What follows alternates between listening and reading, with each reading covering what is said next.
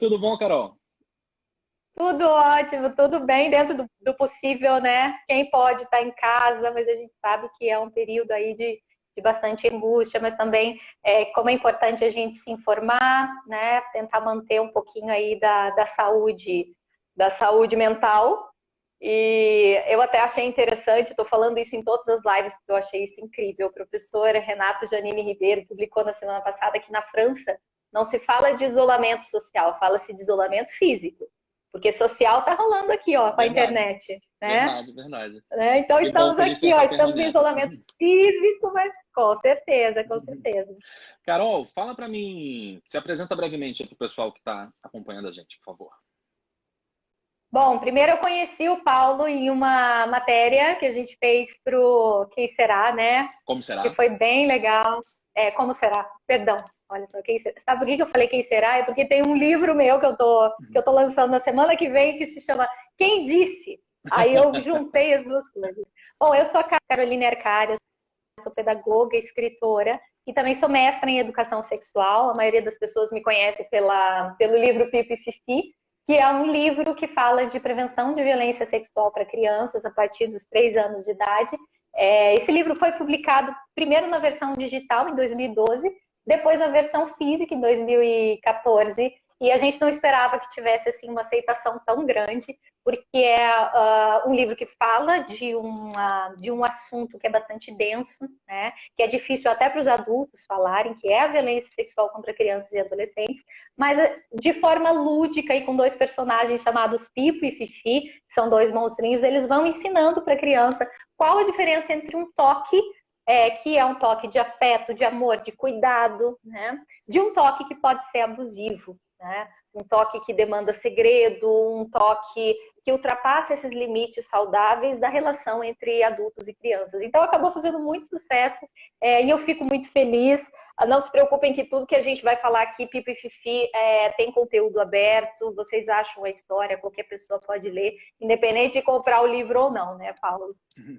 E aí, por essas e outras, que eu resolvi convidar a Carol para bater esse papo, já que hoje é o Dia Nacional de Combate ao Abuso e à Exploração Sexual de Crianças e Adolescentes, e é um assunto que é importante a gente discutir sempre, mas mais do que nunca agora, né, Carol, nesse momento em que as crianças estão em casa, não estão na escola, e a gente sabe que, infelizmente, na maioria das vezes, o abuso, o abusador está dentro de casa, né? Exatamente. Existe esse mito, né, Paulo, de que o abusador seria aquela pessoa, um estranho, né, uma pessoa mal encarada, que ronda o bairro, o famoso homem do saco. Eu não sei se na tua educação o Uhum, homem do saco era essa entidade, né, que se uhum. colocava medo nas crianças. Mas o fato é que não é, né? A violência sexual, a maioria dos autores da violência sexual estão dentro de casa. Então, é uma violência que tem essa dinâmica intrafamiliar. Tá? Os maiores denunciados aqui no Brasil, a gente pegando as estatísticas brasileiras, em primeiro lugar são os pais, tá? Em segundo são os padrastos, seguidos de tios, avós. Mulher também abusa, tá? Mas é muito raro, até porque a gente pode falar sobre isso, né? A diferença entre o pedófilo e o abusador ocasional. A violência sexual ela está muito conectada aos valores culturais, tá? E a gente que está mergulhado numa cultura machista, é claro que a gente vai ter abusadores homens em sua maioria.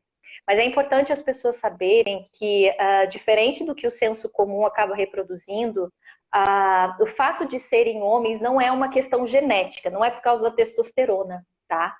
Tem muita gente que fala, mas claro, Carol, o homem tem testosterona, então ele teria um impulso sexual maior, por isso que a maioria dos abusadores são homens.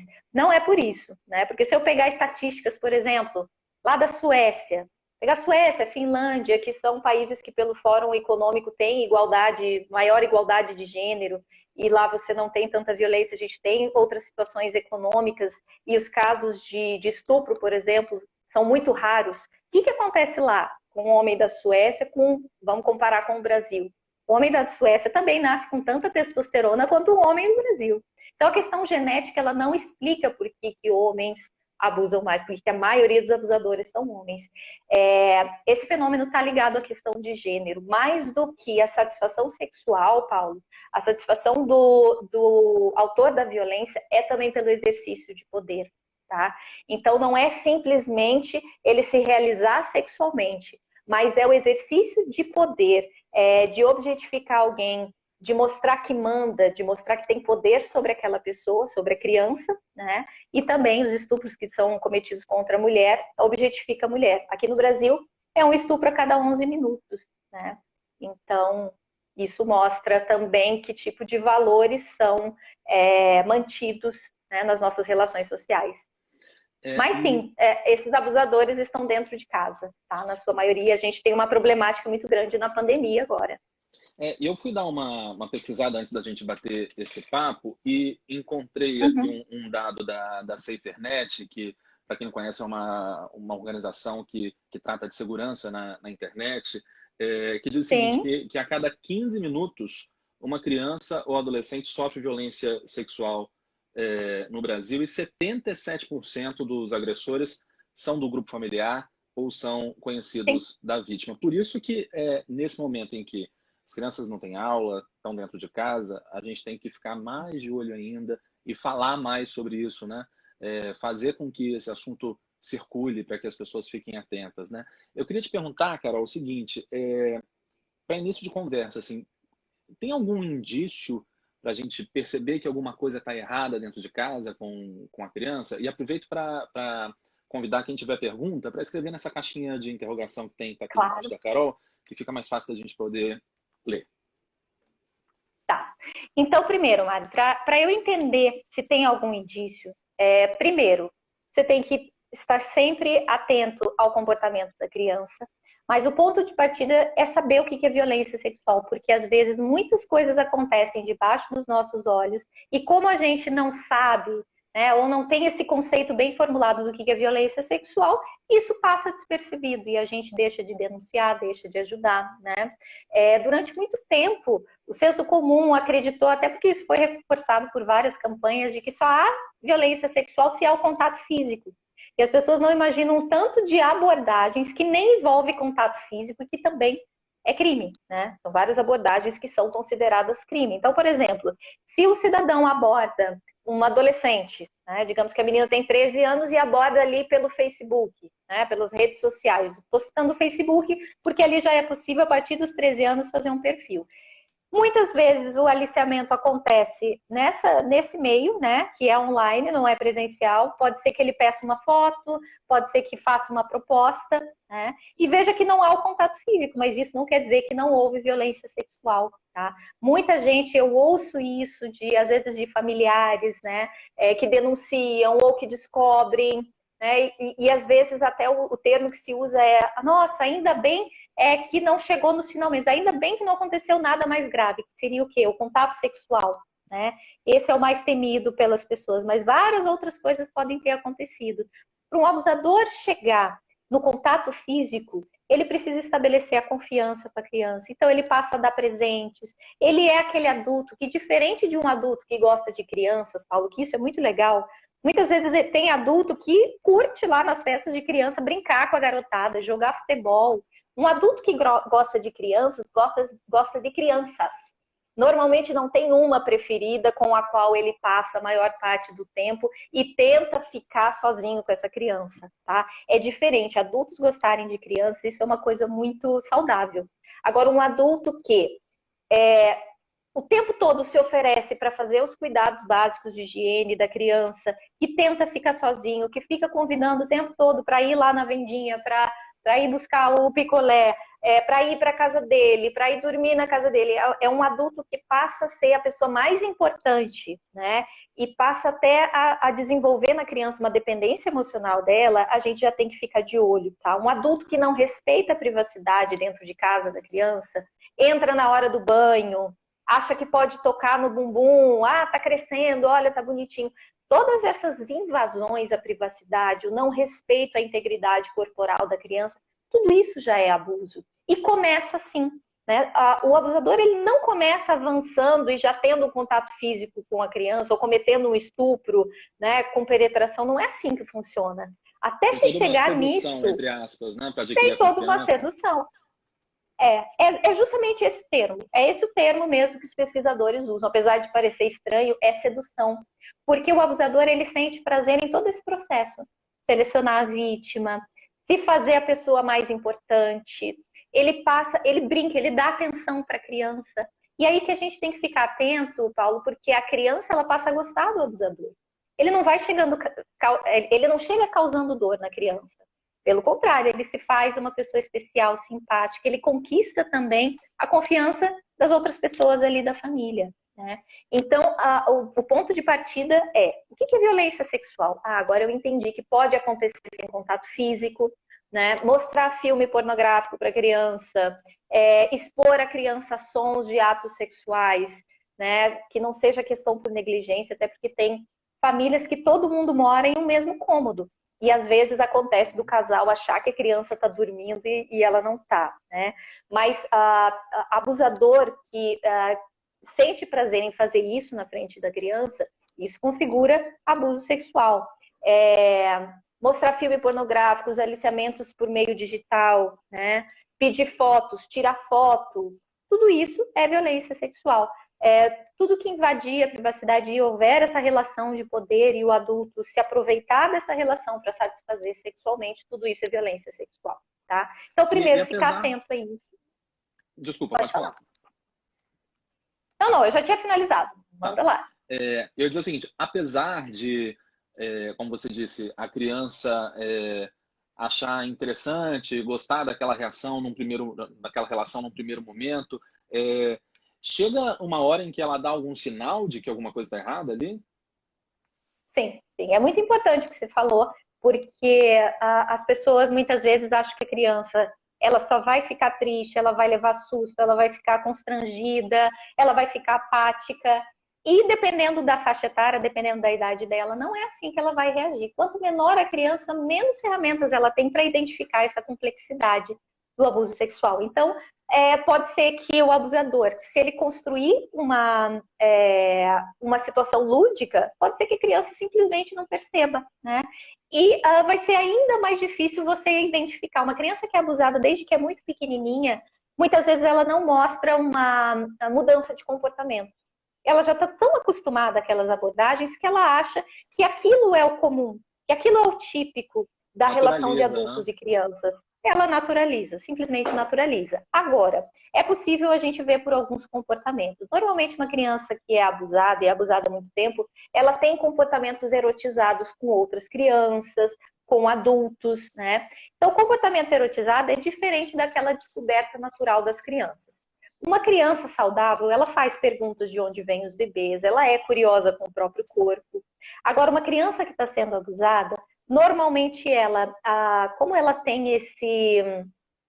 ela é incentivada a esses contatos sexuais, ela passa a ter essa excitação e ela tem uma conduta diferente. Pode ser que ela cometa atos abusivos com os colegas, leve para o banheiro, que ela comece a desenvolver uma linguagem adulta mais maliciosa e erotizada. Pode ser que ela faça brincadeiras erotizadas, tanto com os brinquedinhos dela, quanto com animaizinhos de estimação. Mais do que a conduta erotizada, se é uma criança que passa a ser abusada em certo período da infância, pode ser que ela fique apática, ela passa a comer de forma compulsiva, ela para de comer, ela começa a apresentar baixo rendimento escolar, problema de memorização. Pode ser que a criança ela comece a evitar algum adulto, ou se ela está naquela fase inicial que é interessante, ela só queira ficar com esse adulto, né? E ela chore quando ela é separada desse adulto. Ela também pode apresentar distúrbios de sono. As crianças um pouquinho mais velhas, aí a partir de 10 anos, elas podem começar a provocar autolesão, né? Passam a se cortar, passam a se ferir, numa tentativa de tentar elaborar toda aquela situação. Até porque quanto mais velha a criança, mais ferramentas ela tem para entender, né? Toda essa situação da violência sexual. Então, é possível por meio do comportamento. E assim, Paulo, uma família que tem uma dinâmica em que o diálogo está sempre presente, né? Que a educação não é violenta, existe maior possibilidade de se proteger a criança. Então, se você está sempre conversando, sempre perguntando como foi o dia da criança, sempre perguntando como ela se sente, né? Você tem maior possibilidade de que ela te procure, né? Se você for o adulto de confiança dessa criança, do que se você não está acostumado a ter esse tipo de atenção com ela, né? Eu estava pensando aqui... Desculpa, pode falar. Sim? Não, pode falar, pode falar. Eu estava pensando aqui que talvez para quem está dentro daquele núcleo familiar seja difícil de identificar ou talvez até de acreditar que isso esteja acontecendo dentro de casa, né? Talvez às vezes para quem está de fora seja algo que salte mais aos olhos. E aí a Paula mandou uma pergunta aqui que vai nessa linha. Ela diz o seguinte: se desconfiarmos que o filho de um amigo está sendo abusado, o que fazer? Nós temos a obrigação, né? Não são só as instituições que têm esse dever, existe um artigo no Estatuto da Criança e do Adolescente que todos nós, cidadãos, temos o dever de encaminhar a denúncia, tá? Quando há suspeita. Isso é um grande mito também, Paulo. As pessoas acham que elas têm que ter certeza de que está rolando abuso sexual, tem que ter certeza da violência sexual para daí fazer a denúncia. Mas o fato é que não somos nós, nem eu como pedagoga, nem o professor, nem o assistente social, nem o psicólogo, a gente não tem esse poder e nem pode sair investigando. Não tem como a gente saber, a gente não pode perguntar para a criança, a gente não pode ir lá na casa do cidadão para saber se realmente está acontecendo. A gente tem organismos específicos para isso, é a partir do momento em que, depois da denúncia, se vai para a delegacia, que toda investigação é feita, não é a nossa obrigação, tá? E nem é nosso papel. Então, a partir do momento, o que eu posso lidar como cidadã, como professora, vai ser com a suspeita, né? No caso dessa pergunta, estou suspeitando que é ali a família do amigo. Poxa, então você já tem uma suspeita. E a suspeita já fundamenta a denúncia, tá? Existem várias formas de se fazer a denúncia. A gente não pode ter esse medo, gente. Porque, às vezes, esse tempo em que a gente quer esperar ter certeza, esse tempo que a gente fica vacilando e, poxa, denuncia ou não? É mais uma noite que a criança vai ser abusada, é mais uma semana que ela está vivendo tudo aquilo, né? Então, a suspeita, ela já fundamenta. E como é que eu posso denunciar? Você pode ir no Conselho Tutelar. Agora que a gente está em fase de pandemia, a gente tem o Disque 100. Pelo Disque 100, você pode fazer de forma anônima. E aí, gente, mesmo que você faça essa denúncia no Conselho Tutelar, pessoalmente, existe também esse mito de que, se não for violência sexual, você pode ser processado. Isso não existe, porque a legislação nos protege. Quando você denuncia, você está denunciando uma suspeita, tá? Então, existem várias formas. Exatamente. E agora, principalmente, que a gente está em casa, as famílias estão mais estressadas, as violências estão aumentando contra a mulher e contra as crianças e adolescentes. Então, assim, você é vizinho, percebeu, tem gritaria aqui do lado, vai procurando na tua cidade ou no teu estado quais são essas ferramentas. Tem muitas delegacias que estão disponibilizando o WhatsApp, tá? Tem muitos serviços que estão funcionando. O próprio Conselho Tutelar normalmente disponibiliza um WhatsApp para se buscar essa ajuda, tá? Então, você tem várias ferramentas. O importante é que seja encaminhado. Isso que a gente chama, essa suspeita, é a tal da pulguinha atrás da orelha, tá? Então, se você está suspeitando, quem vai verificar, gente, existe um processo legal para isso, são outros organismos. Melhor que a gente encaminhe, faça essa denúncia, levante essa questão, porque se não for violência sexual, tudo isso vai ser progressivamente sendo resolvido, mas a prioridade é a proteção da criança.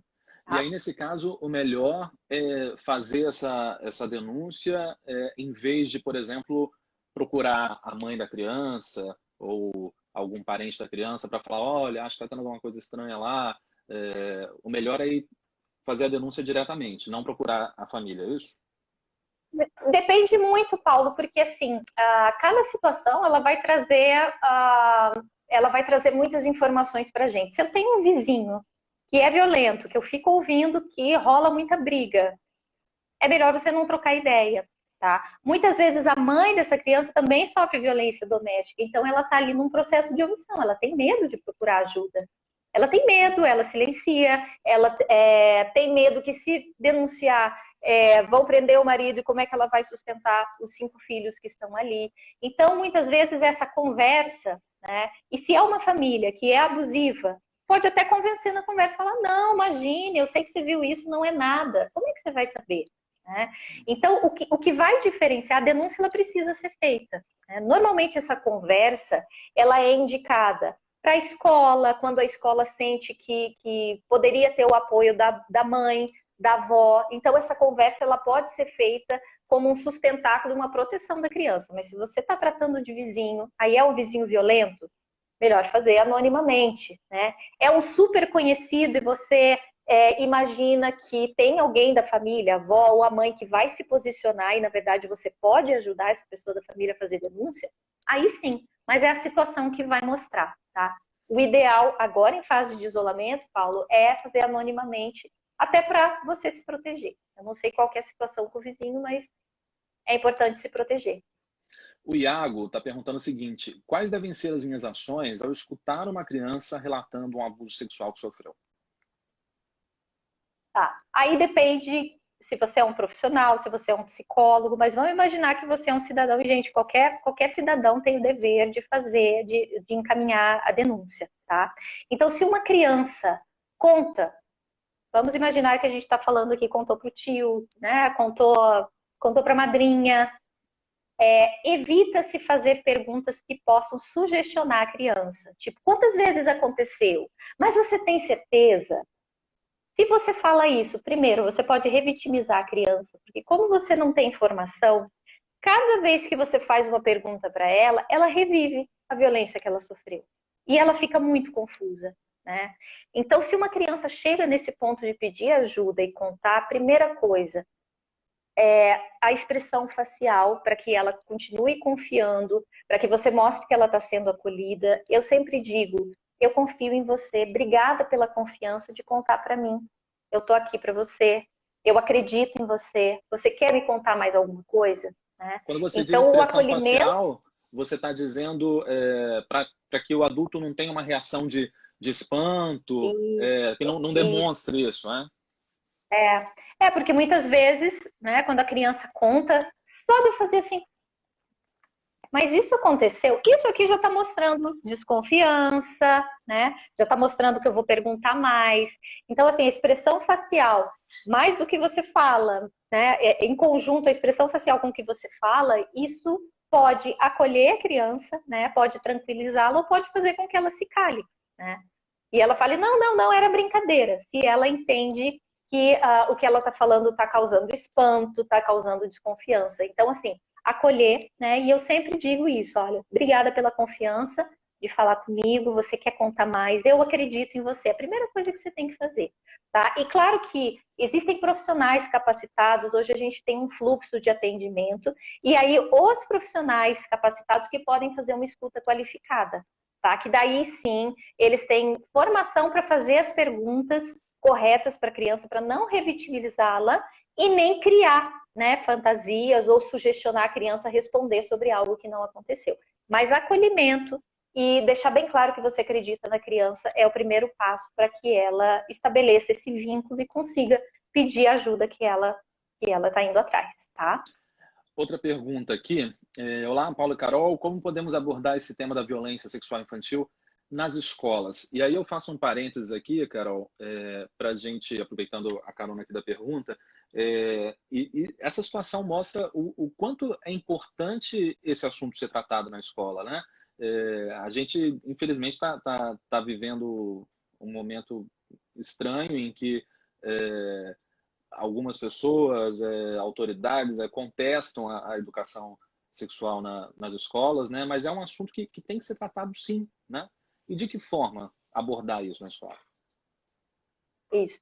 Bom, as pessoas normalmente acham que tratar o tema violência sexual infantil na escola é simplesmente orientar a criança o que é violência sexual, como dizer não e como buscar ajuda. Mas isso é uma visão muito reducionista. A criança ela precisa de uma base de conhecimentos para o que a gente chama de autoproteção, Paulo.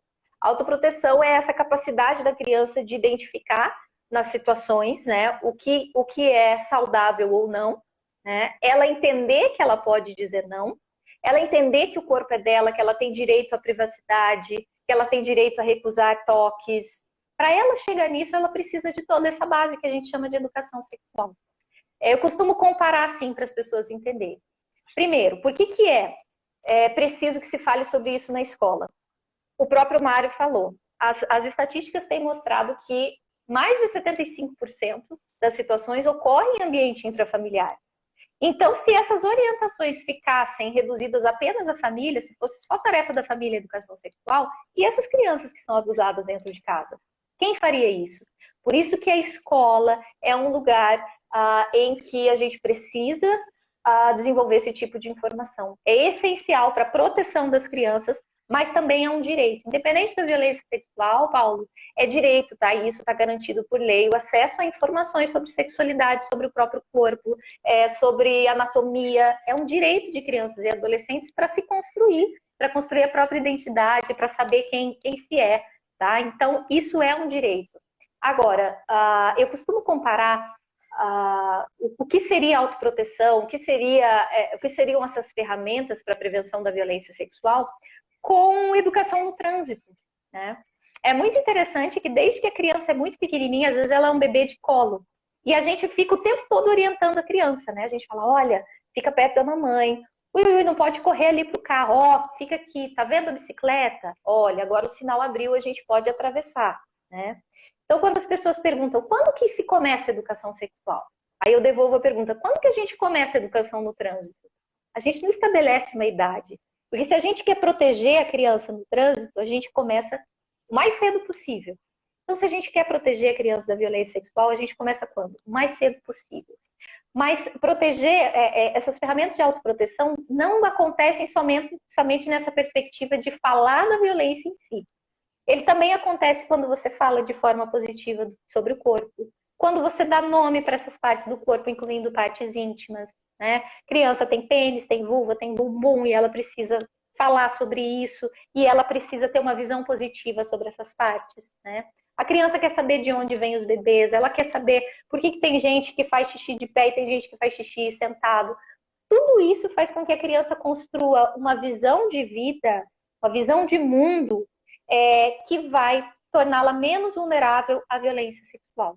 Então, se ela não tem vergonha de falar sobre o corpo, se ela tem um vocabulário, se ela tem um vocabulário rico para dizer, olha, o tio pegou no meu bumbum e eu não gostei, né?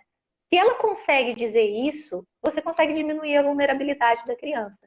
Agora, se cada vez que ela faz uma pergunta sobre sexualidade, ela é repreendida, os adultos ficam com vergonha, dizem que não é hora dela saber, dizem que é sem vergonhice, a criança vai bloqueando todas essas temáticas. E na hora de pedir ajuda em relação à violência sexual, o que ela vai fazer? Ela vai se calar. E isso é muito comum, então, por isso né? que a gente... Sim, pode falar. Isso é muito comum, né? De, às vezes, a criança fazer alguma referência, o piu-piu do fulano, e o pai ou a mãe repreender, falar, que é isso, menino? Que história é essa? Lava essa boca, o que você está falando disso? Você é muito pequeno para falar dessas coisas, né? Exatamente, ao invés de falar, onde é que você ouviu isso? Ou qual a sua dúvida? Porque quando você emite esse tipo de frase negativa, né, como você falou, Paulo, você está bloqueando ali exatamente esse diálogo sobre as questões de sexualidade. Lembrando que sexualidade não é só sexo, não é falar de genital, anatomia, sexualidade é muito mais do que isso. Sexualidade é a busca pelo bem-estar na relação com a gente e com o outro. Então, autoestima é sexualidade, né? Quando fala de autoestima, quando fala de anatomia, quando fala de autoimagem, sentimentos, emoção, tudo isso, gente, é sexualidade. Em cada faixa etária, ela se apresenta de formas diferentes, né? Então, a autoproteção, ela não é uma ação pontual. Eu falei para o meu filho para ele dizer não se alguém tocar na parte íntima. Bom, ok, esse é o ponto de partida. Agora tem todo o resto, né? Ele precisa saber o que é consentimento, quais são os limites que ele tem que ter em relação ao corpo dos colegas, né? Ele precisa ter vocabulário, ele precisa saber que ele tem o direito de dizer não, mesmo que seja com toque no pescocinho. Os adultos que estão à sua volta têm que respeitar o corpo da criança e tem que fazer os outros parentes também respeitarem. Porque se você obriga a criança e fala, vai beijar sim o vô, vai dar abraço sim no tio, vai lá, menino. que criança já não se irritou com isso, né? Não vai dar um beijo para se despedir, né? Que feio! Nossa, não te ensinei isso, vai lá e dá um beijo. Aí depois tá preocupado com violência sexual e fala, não, você pode dizer não. Pode mesmo? Ou uma coisa simples como é um beijo, um abraço, a criança não quis dar, você forçou, né? Eu entendo que a gente quer que a criança seja simpática, né, Paulo? Mas tem outras formas de ser simpática. Falando assim, oi, e aí, tudo bem? Legal? Bacana? Manda um beijo de longe, né? Fala, gosto de você. Não precisa envolver toque. Se a criança não gosta e você permite que ela tenha outras formas de expressão, essa também é uma forma de proteger. Porque é um recado de... quando você fala para a criança que ela não precisa beijar as pessoas, que ela não precisa se forçar a ter esse contato físico, você está dando o seguinte recado: o corpo é seu e você escolhe, é você que escolhe. Então não adianta ensinar ela a dizer não se você mesmo não respeita as expressões e os contatos que a criança quer ou não quer ter. Tá? Então a autoproteção é esse conjunto de conhecimentos, e a educação sexual ela traz essa perspectiva e esses conteúdos. Quanto mais a criança puder falar, souber sobre o corpo, souber sobre consentimento, maturidade, responsabilidade, porque educação sexual também envolve todos esses valores, né? Valores éticos que são desenvolvidos, o autorrespeito, o respeito com o outro, ela vai estar muito menos vulnerável à violência sexual. E isso está nas estatísticas, tá, Paulo? Não é uma suposição. Várias pesquisas já mostraram crianças que tiveram educação sexual, passaram por programas de educação sexual, elas têm mais ferramentas para lidarem com situações de violência sexual. Então, elas têm ferramenta para identificar o adulto de confiança, elas têm vocabulário para pedir ajuda, elas conseguem identificar e fazer a diferenciação entre um toque que simboliza proteção e afeto de um toque abusivo. Tá? E isso vários estudos já mostraram. Você estava falando aí dessa questão de muitos pais que obrigam a criança a ser fofa, dando beijinhos, etc e tal. E aí alguém falou aqui, eu perdi, mas falou uma coisa interessante, que também acontece um certo incentivo, entre aspas, muitas vezes, com aquela perguntinha: e a namoradinha? E os namoradinhos na escola? Quem nunca ouviu isso quando criança, né? Isso também não é bacana, né? Não, aí a gente entra numa questão que é muito interessante, que bom que você trouxe, Paulo. A gente educa, de fato, meninos e meninas de forma diferente, né? As pessoas têm muito medo de falar sobre gênero, mas a gente não consegue falar sobre prevenção de violência sexual se a gente não falar sobre gênero. Gênero são essas construções sociais, né? Sendo bem, assim, simplista, mas também didática. Então, quando... normalmente não se pergunta pra menina cadê teus namoradinhos. É verdade, eu falei namoradinho, mas não, geralmente é pro menino. E a namoradinha pro no plural, menino. né? E é no plural. É no plural.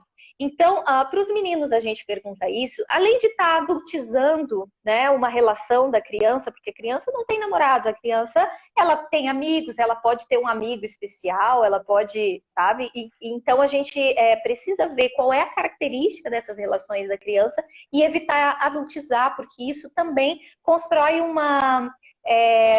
constrói conceitos distorcidos sobre essas relações, e os limites eles têm que estar muito bem estabelecidos.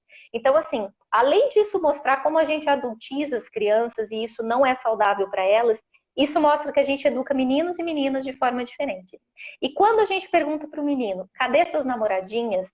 A gente está incentivando aquele modelo de masculinidade que é tão ruim para a educação das crianças e que tem tudo a ver com o fenômeno da violência sexual. Por que a maioria dos abusadores são homens, Paulo? É uma questão cultural. E de todos os abusadores, de todos os casos, somente 10% dos abusadores têm uma condição que se chama pedofilia. A pedofilia ela é uma doença, ela é um transtorno de preferência sexual.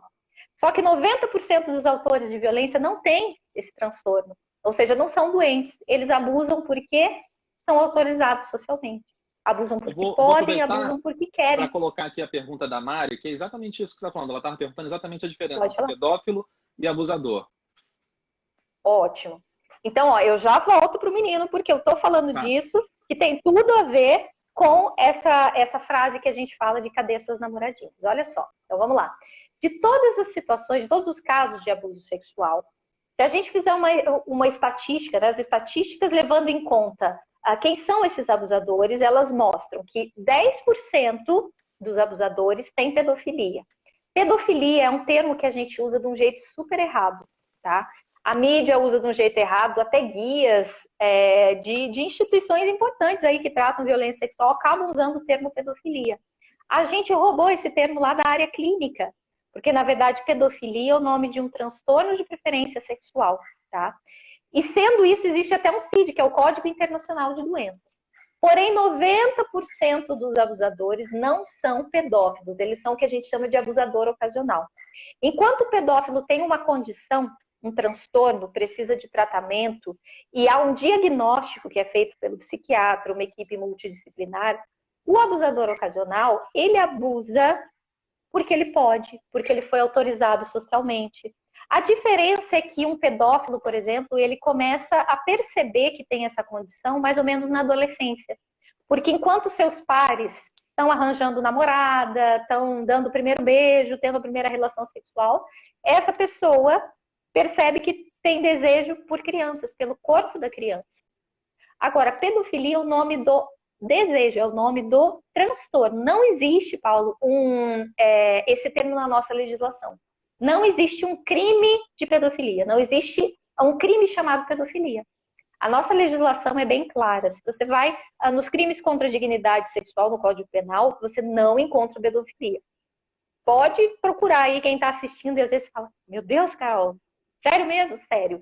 Não existe um crime chamado pedofilia na nossa legislação. O nome do crime é estupro de vulnerável, pode ser exploração sexual, satisfação da lascívia, mas não existe um crime chamado pedofilia, porque pedofilia é o nome do desejo. Um pedófilo, ele pode ter o desejo e cometer o crime ou não. Se ele simplesmente tiver o desejo e não cometer nenhuma ação abusiva com ou sem contato físico, ele não está cometendo crime. Aquele desejo está sob controle. Agora, se um pedófilo cometer qualquer ato abusivo com ou sem contato físico, aí ele vai estar cometendo crime. Sim, tem que ser responsabilizado, com certeza. Como é que é o nome do crime? Não é crime de pedofilia. É estupro de vulnerável, possivelmente, né, na maioria das vezes. É exploração sexual, satisfação da lascívia. Enfim, você tem vários nomes de crime, mas você não tem um crime chamado pedofilia. Tá? O abusador ocasional, então, ele vai abusar porque ele pode, porque ele quer exercer poder.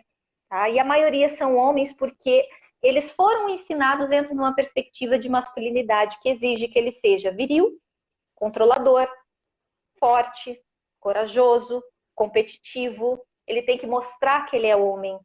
Os homens aqui na nossa sociedade aprendem a assediar as mulheres na rua. Eles reafirmam a virilidade falando, ô gostosa, quando uma mulher passa.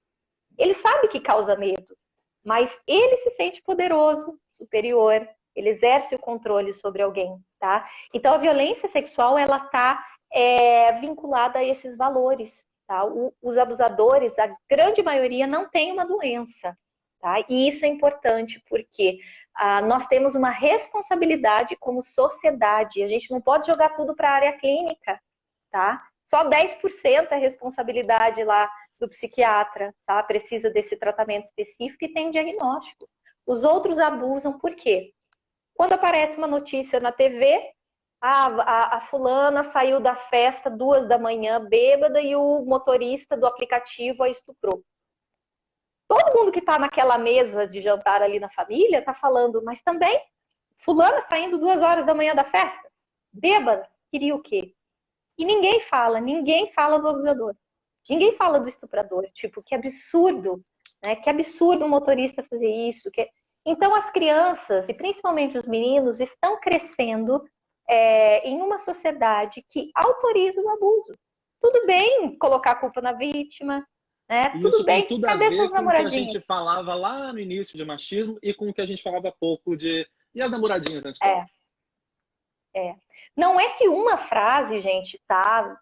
Perguntei para o menino cadê as namoradinhas, pronto, vai virar um abusador. Não é isso, é um conjunto de coisas, né? São todas as frases, é o que ele vai percebendo. É a impunidade, a não responsabilização dos autores da violência, é a objetificação de mulheres, né? A gente pode ver no nosso discurso, veja que o maior medo de um menino é ser comparado com uma menina. Quando fala para ele, você está chorando como uma menininha. Uhum. Isso fere o menino, porque ser menina na nossa sociedade é uma coisa muito ruim, assim como ser mulherzinha. O que a gente fala que o estuprador vai virar na cadeia, se ele for preso? Uhum. Vai virar mulherzinha. O que significa ser mulherzinha na nossa sociedade? Significa que pode ser estuprado por todo mundo. Então, assim, é um conjunto de coisas. Aí a gente tem o acesso à pornografia, né? As crianças não têm educação sexual, gente, e elas, principalmente meninos em torno de 9, 10 anos, estão acessando a pornografia como uma forma de responderem suas perguntas. E aí, o que eles aprendem na pornografia? Teve uma pesquisa de 2016, se não me engano, que mostrou que as categorias mais pesquisadas em uma plataforma de conteúdo pornográfico era estupro real e padrasto com enteada. Então, imaginem que o menino, a nossa performance sexual, os nossos desejos sexuais vão sendo construídos ao longo da nossa vida, a partir das nossas experiências. Então, imagina que um menino que já consome pornografia, que tem muita violência, que tem muita submissão, que tem muita exploração sexual, que tem normalmente é uma mulher que aparece sentindo prazer vinculada à dor, né? Imagina um menino que está crescendo assim. Então, nós temos uma cultura que o tempo todo autoriza. E dependendo das condições, sim, essa pessoa que teve toda essa educação machista, que teve uma obrigatoriedade de exercer uma masculinidade tóxica, existe um potencial, sim. Tá? Então, nós, como sociedade, nós criamos abusadores. Isso é fato. E em relação a esse momento que a gente está passando agora, né, Carol, de todo mundo em casa, as crianças inclusive, a gente falava de que há uma possibilidade de aumento desse tipo de casos, né? E isso é bom deixar claro, gente, não é assim um machismo, não. Eu até pesquisei no Unicef se tinha alguma referência em relação a isso, e encontrei aqui que há já uma observação de que em casos assim de pandemias, de emergências de saúde, isso acontece sim. Tem um dado aqui do Unicef que diz que durante o surto do Ebola na África Ocidental, que foi entre 2014 e 2016, as escolas também fecharam e isso contribuiu para picos assim impressionantes de abuso sexual, de gravidez na adolescência. E isso me faz pensar também que, sobretudo hoje em dia, né, as crianças têm muito acesso à internet, né? Não estão em casa só brincando ali de quebra-cabeça, né? Estão na internet também.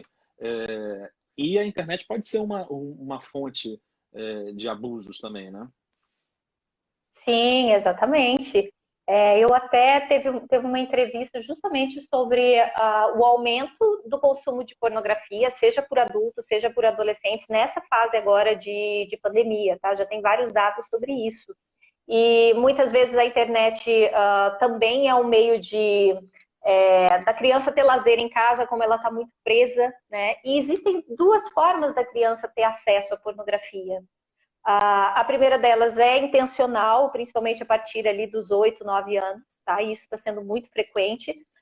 E tem a forma não intencional, que às vezes a criança está assistindo alguma outra coisa e algum perverso coloca um vídeo supostamente infantil e no meio da exibição desse vídeo, que às vezes pode estar lá no YouTube, tem uma imagem de pornografia, né? Então, a internet é uma coisa maravilhosa, a tecnologia é uma coisa maravilhosa, mas é como uma praça, né? O pessoal da SafeNet sempre fala isso. Você não solta a criança na praça sozinha.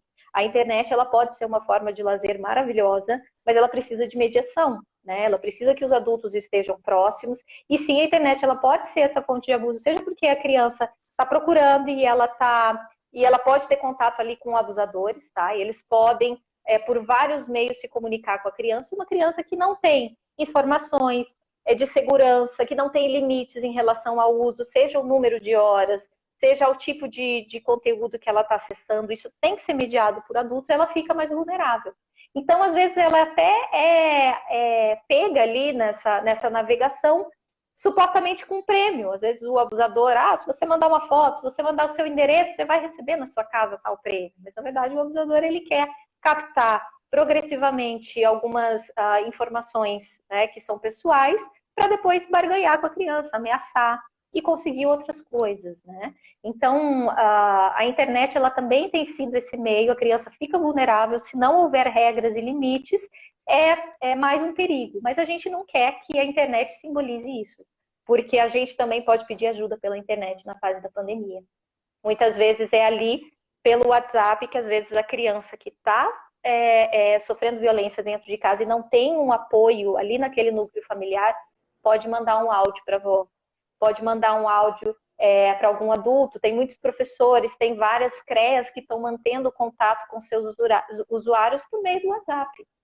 Então, essa questão da tecnologia, da internet, é a forma como se usa. E para aqueles que estão em casa agora, nessa fase de pandemia, a gente também fez um projeto bem legal com as contadoras de história. Fafá Conta, Carol Levi.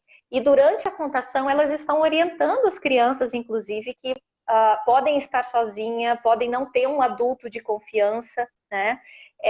E como fazer para buscar ajuda. Mandar o WhatsApp para a avó, mandar um áudio. Está sendo muito difícil a criança ligar para o Disque 100, viu, Paulo? A gente está com um problema muito grande porque não está acessível. A criança ela fica muito confusa com os menus. A gente está entrando em contato com a ouvidoria do Disque 100, porque uma criança não está conseguindo buscar ajuda se ela precisar, tá?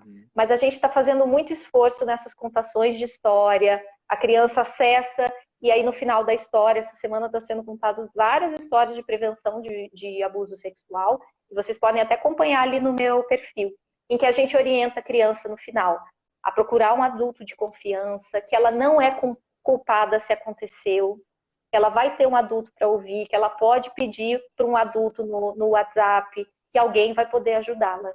Tá? E a gente está torcendo por isso. Mas nós, como sociedade, a gente precisa fortificar essas formas da criança buscar ajuda, a gente precisa se articular e a gente precisa fortificar as políticas públicas. Tá? Nesses últimos 2 anos houve um desmonte absurdo de políticas de proteção à criança. Né? Então a gente tem esse desafio também. Carol, o tempo está voando, o que é um bom sinal que a conversa está boa, e a caixinha de perguntas está bombando aqui. Eu vou dar uma acelerada aqui e vou pedir tua ajuda também para a gente tentar responder maior quantidade possível.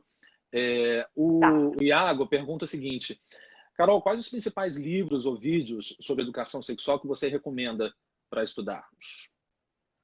Tá. Você pode passar lá no pipoefifi.com.br ou pipoefifi.org.br, tá? Que é desse livro aqui. Lá, além de ter o livro para leitura, tem muitos materiais para pais, professores, famílias, tá? Para aprender sobre sexualidade, para entender como é que é a expressão típica da sexualidade da criança e o que pode ser um comportamento clássico da violência sexual. É muito interessante para os adultos fazer essa diferenciação, né? O que é descoberta de mundo da criança e quais são os comportamentos que podem sinalizar a violência sexual. Então, lá tem todos esses materiais para vocês fazerem download gratuito, tá? Tem Pipi Fifi, tem outros autores, por exemplo, Tartanina, O Segredo de Tartanina, que é a história de uma tartaruga que sofre uma situação de violência sexual. Hoje eu estou lançando Cacau, que é uma capivara. Como eu nasci em Curitiba, a capivara é um símbolo daqui. Ela é uma capivara fofinha que aprende sobre consentimento. Isso é muito interessante para a criança entender os limites quanto a toque. Tá? Justamente o que a gente estava falando, Paulo. Então a Fafá hoje lançou Cacau, que também está sempre aberto para leitura. No editoracaqui.com.br tem uma aba chamada Na Quarentena. Lá a gente disponibilizou todos os materiais gratuitamente. Tem o Sérgio Malheiros contando história, tem a Ana Lúcia Torre contando Pipi Fifi, vocês podem mostrar para a criança. Legal. Tem livro de atividades, tem bonequinho, paper toy para montar. Então ali, ó, vocês têm conteúdo para o resto da quarentena para se informar e para trabalhar com as crianças.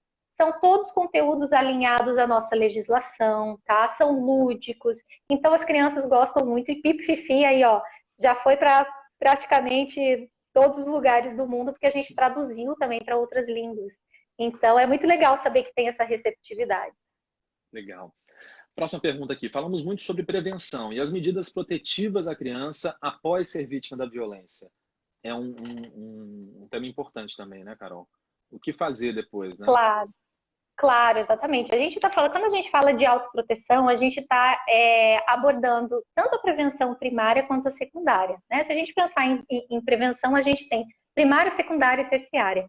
A primária é a gente fornecer essas ferramentas, seja para a criança, seja para a comunidade, para toda a sociedade, para que seja possível identificar a violência sexual, para que todos conheçam qual é o fluxo, para que todos conheçam os seus deveres. Então, a primária é a gente se preparar e evitar que aconteça. Isso é prevenção primária. Quando a gente fala também da educação das crianças, educar os meninos numa perspectiva não machista, a gente está falando de prevenção primária. A gente está pensando lá na frente.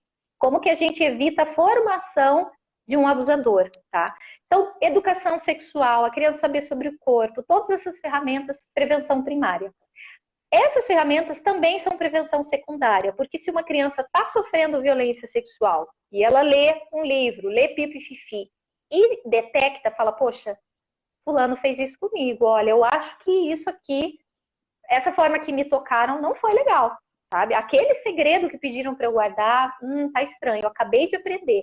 Então, a prevenção secundária é quando já está acontecendo. Isso, exatamente. Então, a prevenção secundária é se a criança está passando por isso, ela poder identificar e aí a gente buscar ajuda, tá? E a terciária, ela está num contexto mais amplo, é a gente fortificar a legislação, é a gente responsabilizar os autores de violência, é a gente pensar em tratamento. Gente, não tem como não pensar nisso, tá? Eu sei que todo mundo, o senso comum muitas vezes fala, tem que ter, como é que eles chamam? Castração química. Faz castração química, e as pessoas acham que castração química é fazer uma cirurgia e capar o coitado. Não é isso, gente. E nem ia adiantar. Veja que se um abusador quer abusar, ele pode não ter o genital. Ele vai abusar com o objeto, com a mão, com o que ele quiser, porque é o exercício de poder, não é necessariamente sexual. Tá, gente? Castração química não é nada físico. O cidadão não é levado para fazer uma cirurgia. Castração química é um hormônio, é uma injeção, tá? E é uma das formas de tratamento e ela não é isolada. A gente vai ter que pensar nisso mais para frente, a gente vai ter que trazer essa discussão, tá? Mas sim, a gente precisa se fortificar para saber como encaminhar.